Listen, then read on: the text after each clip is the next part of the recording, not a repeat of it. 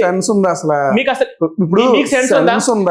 ఇప్పుడు పెళ్ళి నాకు అర్థం కావట్లేదు.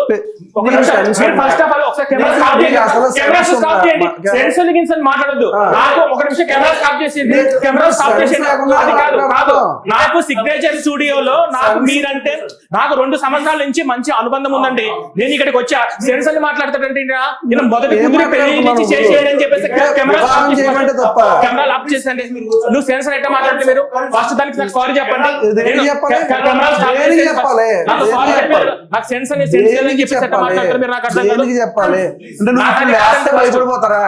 భయపడడం కాదు, మర్యాద అవతలకి మర్యాద ఇవ్వాలి. ఒక నిమిషం సార్, ఇప్పుడు చైల్డ్ ఆర్టిస్ట్ కూర్చోమ్మా. నాకు ఇప్పుడు సెన్స్ అనే పదం వాడినందుకు నాకు క్షమాపణ కావాలంటే క్షమాపణ ఎందుకు చెప్పాలి? ఫస్ట్ దేనికి చెప్పాలి సార్? ఫస్ట్ నేను వచ్చినప్పటి నుంచి నేను పద్ధతిగా మాట్లాడుతాను. ఆయన సెన్స్ ఉందా, నేను సెన్స్లెస్ గా మాట్లాడుతున్నారు. లాస్ట్ ఎంట్రీలో సెన్స్ ఉందా అని అడిగి ఆయన లాస్ట్ మన ఇద్దరికి జరిగిన డిబేట్ లో నువ్వు నాకు సెన్స్ ఉందా ఈ పుస్తకం మీద జరిగినప్పుడు ఈ పుస్తకం మీద మాట్లాడాలా. అవుట్ ఆఫ్ టాపిక్ కి వెళ్ళారు. ఇక్కడ నేను అడిగిన ప్రశ్న మీరు స్ట్రైట్ గా సమాధానం చెప్పండి. ఈయనకి ఏంటంటే లాస్ట్ డిబేట్ లో బోర్డు పెట్టండి. ఈయన బోర్డు పేస్తే ఈయన చర్చికి ఎవరు రావట్లేదు. ఈయన బాగా ఎక్సిస్టం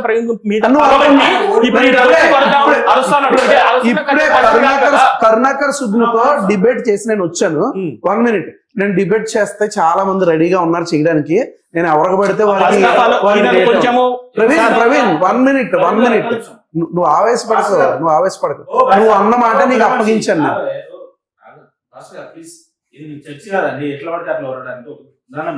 ప్రవీణ్ గారు, ఒక హెల్దీ డిస్కషన్ చేద్దాం. ఎక్కడ కూడా పర్సనల్ ఎజెండాస్ ఇక్కడ పెట్టడానికి అవసరం లేదు.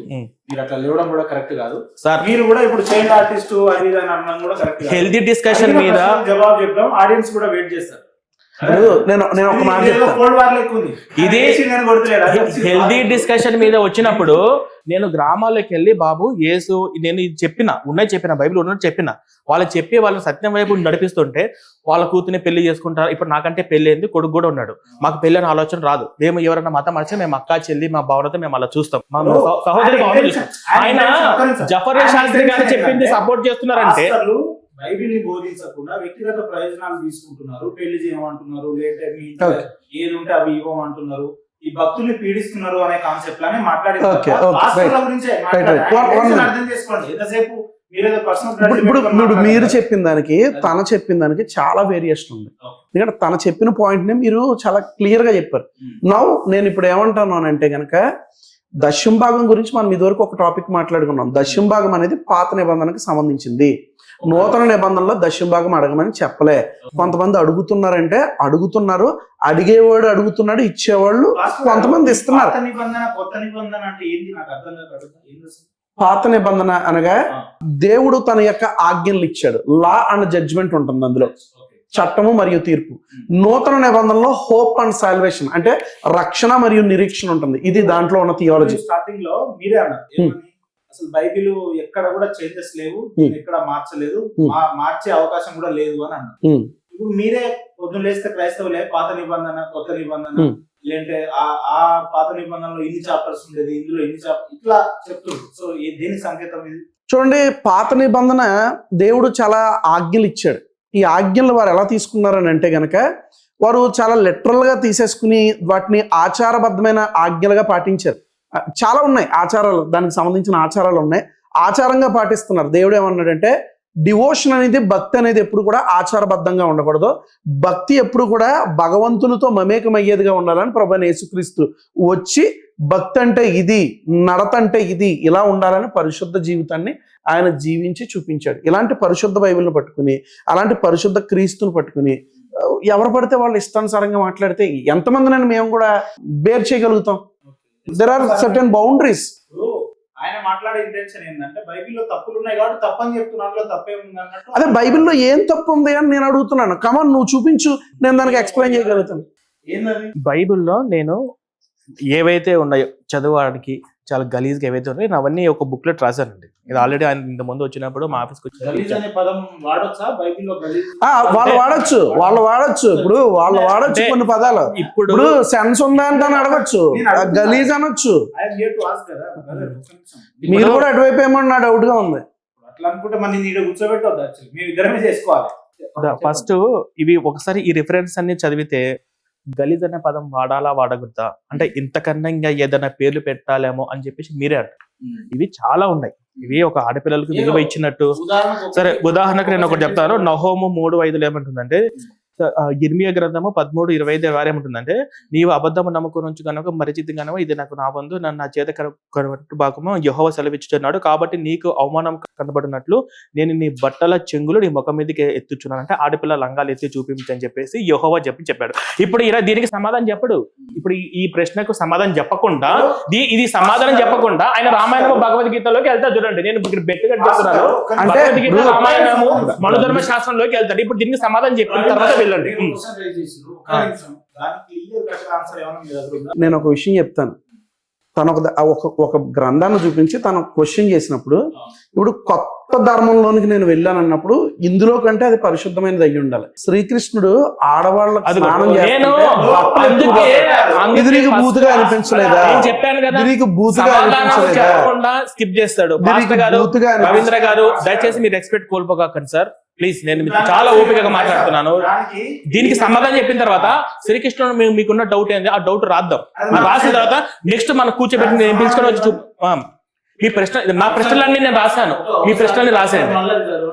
ఇర్మియా గ్రంథము 13:25-26 చదివి షార్ప్ గా చదివి. నీవు అబద్ధము నమ్ముకొని వచ్చి నన్ను మరిచితివి గనుక ఇది నీకు వంతు, నా చేత నీకు కొలవబడినటువంటి భాగమని యెహోవా సెలవిచ్చుచున్నాడు, కాబట్టి నీకు అవమానము కనబడినట్లు నేను నీ బట్టల చెంగులను నీ ముఖం మీదకి ఎత్తుచున్నాను. అంటే దీనికి అర్థం ఏంటి? ఇది యెహోవా స్ట్రైట్ గా చెప్తున్నాడు. ఆడపిల్లలు లంగాల ఇది గలీజ్ అనాలా గలీజ్ అనకూడదా అన్న దాని మీద మీకే వదులుతున్నాను. అయిపోయిందా? అయిపోయింది. దీనికి అర్థం ఏంటి? దాని కాంటెక్స్ట్ నువ్వు పైనుంచి చదువు గనక వెరీ క్లియర్ గా అక్కడ ఏమని ఉందంటే గనక, దీన్ని అలంకార రూపము అని అంటారు, మెటాఫోర్ అంటారు ఇంగ్లీష్ లో.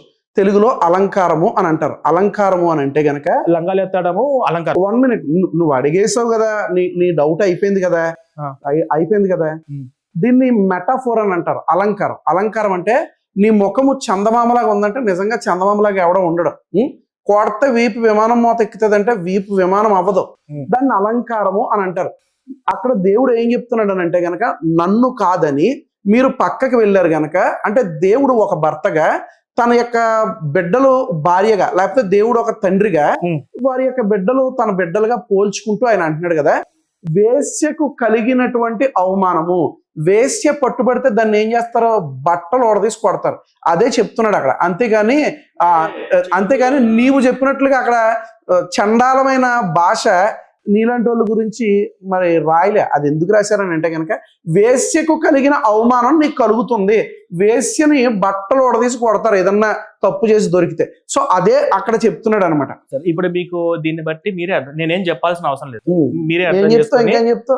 ఇది మీకు సమంజసంగా ఉందా? ఒక పరిశుద్ధ గ్రంథము, పవిత్ర గ్రంథము, ప్రపంచంలో ఏది లేదన్న గ్రంథం అని చెప్పేసి ఇది జస్ట్ శాంపిల్ మాత్రమే. ఇది మీకు సమంజసంగా ఉంది అనుకుంటే నేను కూడా ఏం చేయలేదు. మెటాఫోర్ ని, అలంకారాన్ని ఎలా తీసుకోవాలో అలాగే ఇప్పుడు వ్యభిచార స్త్రీకి బుద్ధి చెప్తే సరిపోతుంది కానీ ఇట్లా చెంగులు పైకి ఎత్తిచ్చి లంగాలు మీరు ఎట్లా ప్రచారం చేస్తారండి? ఒక మీడియేటర్ గా ఆయన మనం ఒక మాట్లాడదాం. అవును, అలంకారము అని చెప్తున్నాడు. అందుకే అలంకారము అలంకారము అలంకారం అని అంటే ఒక మహిళకి నగలు నట్ర ఒక చీర సరే అట్లా అయితే అలంకారం అంటారు. బట్టలు ఇప్పి కొడితే అలంకారం అంటున్నారు. అలంకార భాష, అలంకార భాష లంగా సార్ మీకు స్పష్టంగా చెంగుల నీ ముఖం మీదకి ఎత్తుచున్నాను, లంగాలు చెంగు అంటే లంగా, ఇది లంగా ఓనేస్తారు కదా, నువ్వు అనేసుకుని ఇష్టం వచ్చినట్టు నువ్వు మాట్లాడేసుకుంటావా? చెంగు అంటే అర్థమైంది. చెంగు అంటే పరిశుద్ధ గ్రంథం. ఇప్పుడు చెంగు అంటే ఇక్కడ అమ్మాయిలు ఉంటే చెంగు అంటే వాళ్ళకి అర్థం అవుతుంది. చెంగు అంటే ఏంటి చెప్పండి? చెంగు అంటే ఏంటో తెలుసా నీకు? ఏంటి చెప్పండి. చెంగు అంటే ఏంటో తెలుసా నీకు? అసలు చెంగు అంటే ఏంటో నీకు తెలుసా? అసలు చెప్పండి ఏంటి? పైట అంటారు కదా, దాన్ని చెంగు అంటారు. అంటే నీకు నీకు నచ్చింది పైట ముఖం ఆ మీదకి రాధా ఎత్తడమా? మనోహర్ దాస్ ఏదో చెప్తే వాడు చెప్పింది తీసుకొచ్చి ఇక్కడ నువ్వు మీరు చెప్పేస్తావా? అక్కడ మీరు వాడనే అంటారు, ఇష్టం వచ్చినట్టు మాట్లాడితే వాడనే అంటారు. మీకెందుకు అంత ఇట్లాంటి పెయిన్? వాళ్ళని- రాధా మనోహర్ దాస్ అంటే మీకెందుకు అంత పెయిన్? మా గురువు గారు మీకెందుకు ఏం గురువు ఏం చెప్పండి? నీకు ABCD చెప్పాడా? రెస్పెక్ట్ ఉందా లేదా? నీకు ABCD ఏమన్నా చెప్పాడా మీ గురువు గారు? ఒక నిమిషం ఆగండి. లేదా నీకు ఏమన్నా నెక్కర్లు వేసుకోవడం ఫస్ట్ ఆఫ్ ఆల్ నేర్పించాడా? గౌరవంగా హెల్తీ డిబేట్ గా ఈయన రెస్పెక్ట్ ఇచ్చే పద్ధతి ఉందా లేదా చెప్పండి. మా గురువు గారు అండి రాధా మనోహర్ దాస్, మా గురువు గారిని పట్టుకుని వాడు గీడు అంటున్నారు. అసలు ఇంకా అందుకే అర్థమవుతుంది నేను కదా, నీ నిన్నేమనాలి? గురువు గారు ఉన్నాడు, నువ్వు అసలు నేను అలాగే నిన్నేమనాలి? నీ గురువు ఇప్పుడు ఈ వచనానికి అర్థం చెప్పమంటే నీకు ఒళ్ళు మండి అక్కడ లంగాని ఏమన్నా ఉందా? ఆ నువ్వు చెంగు ఎందుకు అంటే వక్రీకరిస్తున్నావు భాషని? ఇక్కడ- భాషను ఎందుకు వక్రీకరిస్తున్నావు? భాష ఆడు ఉపయోగించే భాష అది. అతను ఉపయోగించే భాషను తీసుకొచ్చి ఇక్కడ పెట్టొద్దు. నువ్వు ఇష్టం వచ్చినట్టుగా నా గ్రంథం గురించి మాట్లాడితే మీ మీద ఇంకా గౌరవం పేషెన్స్ తో వచ్చానండి. మాట్లాడాలా? నాకు- ఇప్పుడు నేను శ్రీకృష్ణుడు నాకు తిడతాను, నేను రాముడిని తిడతాను, నువ్వు ఇదే ఓపికతో కూర్చోగలవా? భూపేంద్ర, నేను మీ మీద ఉన్న గౌరవంతో వచ్చాను. నేను పాయింట్ గమనించిన, గురువు గారు అని చెప్పి మీకు ఏమైనా ఏబిసిడీలు నేర్పించరా అన్నారు. మీరు పొద్దున్న లేస్తే ప్రతి ఆదివారాలు పోయి ఫాదర్ అని చెప్పి చర్చిలలో అంటారు. వాళ్ళు ఏమైనా మీ అమ్మనా? అట్లా కాదు కదా. మనం గురువు గారు అని అంటే పెద్ద మనిషి కాబట్టి గౌరవప్రదంగా, ఇప్పుడు మీరు కూడా గురువు గారే అని అంటాం. ఎగ్జాంపుల్ ఇంకోటి, ఇప్పుడు పాస్టర్ తిడితే మీకు అంతే పౌరుషం వస్తుందా? అది లంగా కాదు చెంగు అని మీరు అన్నారు. అవును. మీరు వేసుకున్న దాన్ని రెండు భాషలుగా అనొచ్చు. దుస్తులు వేసుకున్నారని అనొచ్చు, బట్టలు వేసుకున్నారని అనొచ్చు. రైట్, ఉమ్. మీనింగ్ ఒకటే. కానీ లంగాకి చెంగుకి చాలా తేడా ఉంది. జాకెట్ లంగా అంటారు కదా, జాకెట్ లంగాని జాకెట్ అంటారు కదా. లంగాని లంగా అని అంటారు, జాకెట్ జాకెట్ అని అంటారు, పైటను పైటే అంటారు. మీరు భాషను వక్రీకరించేసి మీ ఇష్టం వచ్చినట్టు మాట్లాడేసి లేని భాషను ఇక్కడ చెప్తే there are limits for everything. There are boundaries. English లో ప్రతి దానికి కూడా ప్రవీణ్ అని కూడా కొట్టాల్సిన అవసరం లేదు బ్రదర్. నేను ఒకటే చెప్తాను, ఇప్పుడు ఎప్పుడు కూడా ఈ కొట్టుకోవడం, ఈ తిట్టుకోవడం, ఈ భాష మీది అంటే కొంతమంది సనాతన భక్తులుగా చెప్పుకుంటున్న ఉన్మాదులు మాత్రమే. హిందూస్ అందరూ ఉన్మాదులు అనట్లేదు నేను. హిందూస్ లో ప్యూర్ సెక్యులర్స్ ఉన్నారు, ప్యూర్ సెక్యులర్స్ ఉన్నారు. అంత సీన్ లేదు కానీ మీకు అంత సీన్ ఏం లేదు. కానీ నేను ఒక్కటే చెప్తాను, హిందూస్ లో ప్యూర్ సెక్యులర్స్ ఉన్నారు, ఉన్మాదులు ఉన్నారు. నేను ఉన్మాదులను ఉద్దేశించే మాట్లాడుతున్నాను. ఈ భాష ఏ భాష అయితే ప్రవీణ్ మాట్లాడాడో ఉన్మాద భాష అది. ఏంటది అసలు ఆ భాష వినియోగించడం కూడా కరెక్ట్ కాదు. లేనిది లేకపోతే ఎందుకు ప్రవీణ్ చెప్పడం? ఉన్నది చెప్పు. ఇప్పుడు చెంగ అనడానికి లంగా అనడానికి అమ్మాయిలు చెప్పండి.